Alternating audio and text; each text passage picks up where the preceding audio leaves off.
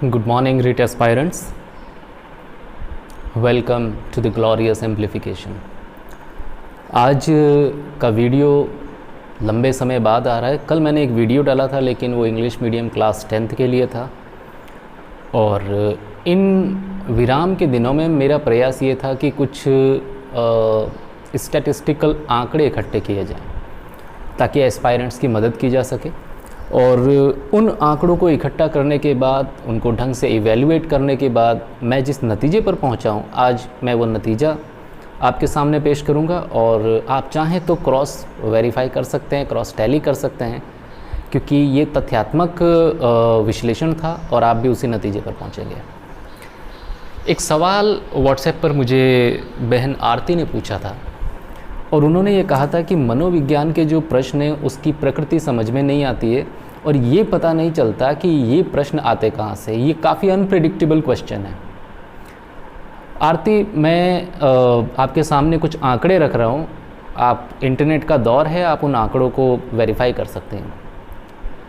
मनोविज्ञान का जहाँ तक सवाल है या आप चाहे कह लें एजुकेशन पेडागोजी, आप इसके अगर प्रश्नों को नहीं समझ पा रहे हैं तो आप एक काम कर सकते हैं। अभी परीक्षा में समय है, आप 11वीं और 12वीं की मनोविज्ञान को एक बार देखिए। राजस्थान बोर्ड की जब आप 11वीं और 12वीं की मनोविज्ञान को देखेंगे तो उसके बाद आप पाएंगे कि एजुकेशन साइकोलॉजी या पेडागोजी आप कह लीजिए, उसके ज़्यादातर प्रश्न माध्यमिक शिक्षा बोर्ड की इन 2 किताबों से पूछ लिए जाते हैं। मैं यहाँ उन प्रश्नों की बात कर रहा हूँ जो थियोरेटिकल हैं, मतलब जिसमें आपके कंसेप्चुअल अंडरस्टैंडिंग की परीक्षा की जाती है कि आपने किसी अवधारणा को कितना समझा है, क्या जो थियरी आपने पढ़ी है वो आपकी समझ में आई है या नहीं है। अभी जो लेटेस्ट ट्रेंड बच्चों में वो ये युवाओं का ट्रेंड ये है कि वो बाज़ार से किताबें खरीद लाते हैं और तथ्यात्मक आंकड़ों को अच्छी तरह से तैयार करते हैं। तथ्यात्मक आंकड़े तैयार करना गलत नहीं है, ये भी एक सही रणनीति है और उसकी वजह यह है कि यही तथ्यात्मक आंकड़े परीक्षा में थोड़ा बहुत वेटेज रखते हैं, हमें अंक दिला देते हैं।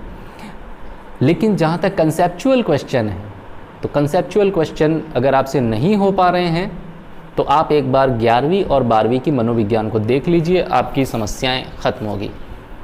कितने प्रश्न आते हैं अगर आप ये जानना चाहते हैं तो आप 2016 या 18 का रिट का पेपर उठाएँ और पेपर उठाने के बाद आप ज़रा उसके प्रश्नों को 11वीं और 12वीं की मनोविज्ञान से मैच कर लें। आपके सामने एस्टॉनिशिंग रिजल्ट्स आएंगे और आपको ये पता लग जाएगा कि आधार अगर मनोविज्ञान का किसी चीज़ को बनाना चाहिए तो वो सिर्फ़ और सिर्फ बोर्ड की किताबें हैं। उम्मीद है ये आपकी पहली समस्या। आरती, आपकी ये प्रॉब्लम सॉल्व हो गई होगी। अगर और भी कोई डाउट है तो I am going to leave the comment box open, आप अपना कमेंट कर सकते हैं, मैं आपको जवाब दूंगा। दूसरा सवाल जो बहुत ज़्यादा पूछा गया था वो था राजस्थान को लेकर कि राजस्थान की कला और संस्कृति है, इसमें किस तरह से आगे बढ़ा जाए। देखिए, इतिहास और कला संस्कृति एक दूसरे से जुड़े हुए हैं, है ना। लेकिन चूंकि कला संस्कृति पर विशेष वेटेज है तो आपको ये मानकर चलना चाहिए कि जो भी हमारे हिस्टोरिकल मॉन्यूमेंट्स हैं उसकी आपको जानकारी हो, जो भी लिटरेचर तैयार हुआ है राजस्थान के अंदर उसकी आपको जानकारी हो और आप चाहें तो राजनीतिक इतिहास जहाँ तक है राजस्थान का, इसको कुछ हद तक इग्नोर कर सकते हैं। इग्नोर करने का सेंस ये नहीं है कि आप उसको पढ़ें ही नहीं, आप उसकी सरसरी रीडिंग कर सकते हैं 1 बार 2 बार 3 बार और छोड़ दें उसको आप। लेकिन जहाँ तक कल्चरल मॉन्यूमेंट्स हैं, हमारी जो संस्कृति है, परंपराएं हैं, धारणाएं हैं, वैवाहिक परंपराएं हैं, हमारे जितने हिस्टोरिकल मॉन्यूमेंट्स हैं, उन तमाम चीज़ों की आप अच्छी तैयारी करें और ये कंटेंट आपको 6ठी से 10वीं की किताबों में सफिशिएंट मिल जाता है। इससे बाहर आपको जाने की ज़रूरत नहीं क्योंकि ये राजस्थान प्रशासनिक सेवा परीक्षा नहीं है, ये रिट है और इसके अंदर वो ये देखना चाहते हैं कि राजस्थान के अंदर जब किसी भी ज़िले में आपको नियुक्ति दी जाएगी तो आप वहाँ की हेरिटेज से परिचय रखें। बस यही वजह है राजस्थान को शामिल करने का। और दूसरा इससे एक फ़ायदा ये है कि जो राज्य के अभ्यर्थी हैं उन अभ्यर्थियों को थोड़ा सा प्लस पॉइंट मिल जाता है। तो इसमें हमारी स्ट्रेटजी ये हो कि जो पॉलिटिकल हिस्ट्री है राजस्थान की उसे आप लास्ट में देख लें, उसे कम वेटेज दें, लेकिन जो हमारी हेरिटेज है, कला, संस्कृति, धर्म, वैवाहिक रीति रिवाज, गीत, लोकगीत, संगीत के प्रकार, संगीत के घराने, ये चीज़ें कल्चर का हिस्सा है और इसमें से प्रश्न आपके बनेंगे। इन्हें आप बहुत अच्छी तरह से कीजिएगा। ये था आपकी कला और संस्कृति की समझ पर किस तरह से हमें तैयारी करनी चाहिए उसका विश्लेषण। अब एक सवाल था टीचिंग एप्टीट्यूड का। हम में से बहुत सारे ऐसे अभ्यर्थी होंगे जिन्हें ऐसा लगता होगा कि टीचिंग एप्टीट्यूड तो इसमें है ही नहीं, ये सिलेबस में नहीं है। देखिए, टीचिंग एप्टीट्यूड ये हमेशा से सिलेबस में शामिल रहा है और सिर्फ रिट की ही बात नहीं कर रहा मैं। आप सीटेट देख लें, आप और कोई भी टीचिंग एग्ज़ाम देख लें, टीचिंग एप्टीट्यूड की जांच की जाती है। फॉर एग्ज़ाम्पल, अगर आप अंग्रेजी की टीचर बनना चाहते हैं तो आप अंग्रेजी को किस तरह से देखते हैं, आपकी अंडरस्टैंडिंग उस भाषा को लेकर क्या है, इसकी जांच की जाती है। अब इसमें किस तरह से जांच होती है, तो आपने जो आपका ऑप्शनल सब्जेक्ट है उस ऑप्शनल सब्जेक्ट के बेस्ड पर शिक्षण विधियां आती हैं। तो सवाल था कि ये टीचिंग एप्टीट्यूड उन शिक्षण विधियों को किस तरह से लेकर चलें कि हमारी इसमें स्कोरिंग अच्छी हो जाए। देखिए, टीचिंग एप्टीट्यूड कोई ऐसी चीज़ नहीं है कि 2 या 3 दिन में हम उसको डेवलप कर सकें। ये धीरे धीरे अपने आप आपके अंदर पैदा होता है। इसका ये मतलब भी नहीं है कि हम अगर ये अर्जित चीज़ है तो हम लोग इसको अर्जित नहीं कर सकते। आप कर सकते हैं। करना क्या है इसके लिए, टीचिंग एप्टीट्यूड को ढंग से समझने के लिए आप एक काम कर सकते हैं।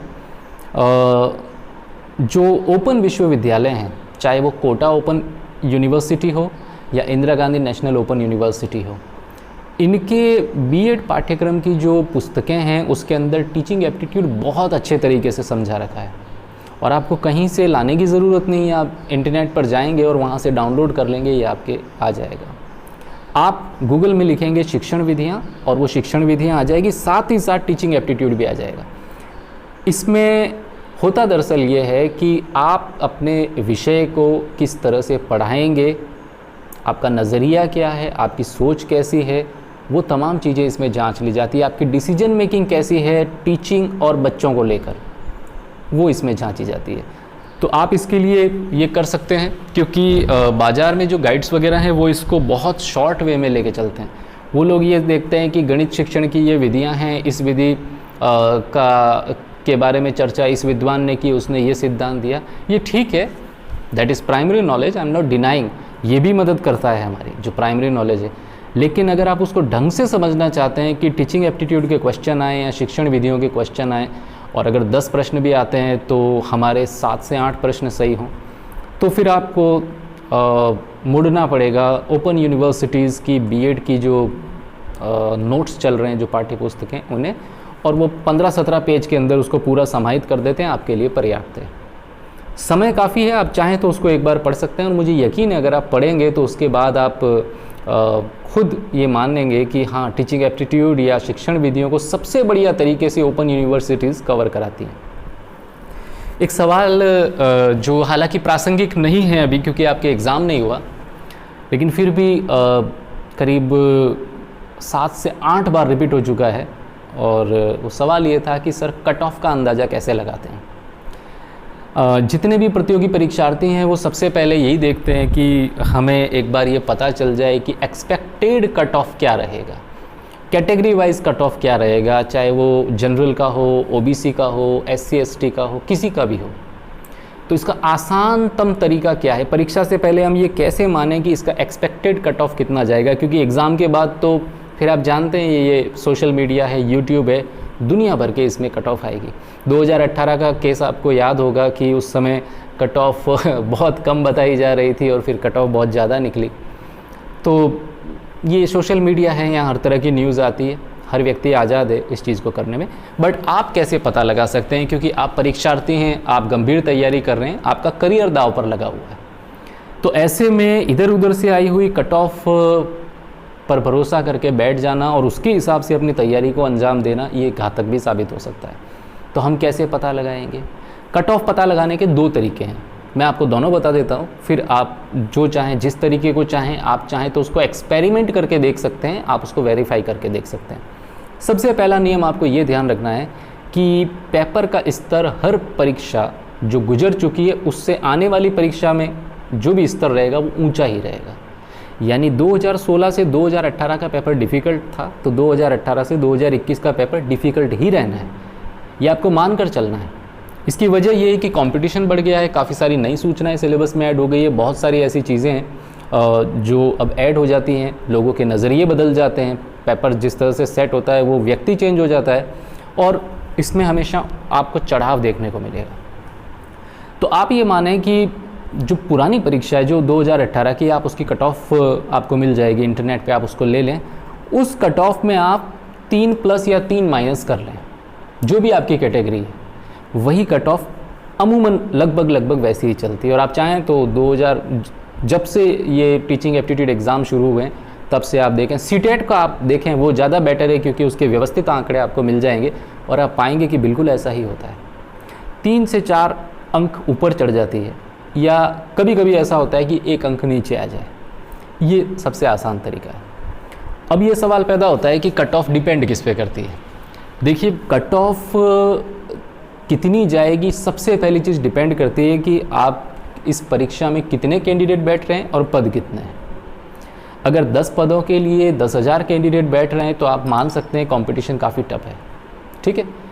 तो ये दूसरा तरीका होता है जिसमें हम पद और बैठने वाले कैंडिडेट की संख्या और पेपर होने के बाद उसका स्तर, इस त्रिकोण के अंदर हम उसको देखते हैं और फिर ये जज करने की कोशिश करते हैं कि एक्सपेक्टेड कट ऑफ कितनी जाएगी।